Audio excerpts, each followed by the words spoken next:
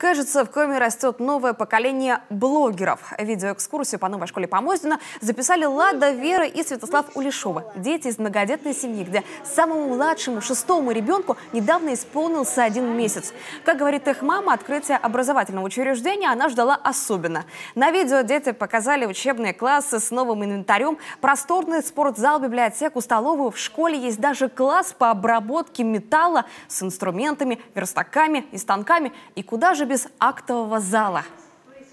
Где проходят концерты, выступления, театры. Конечно же, здесь актовый зал. Здесь очень много мест.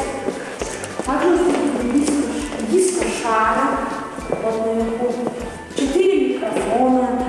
Много колонок. Шарики. Очень удобные места. Напомним, в День знаний в селе Помоздина Усть-Коломского района официально открылась школа имени Чисталева. Это современный учебный корпус на 480 учеников.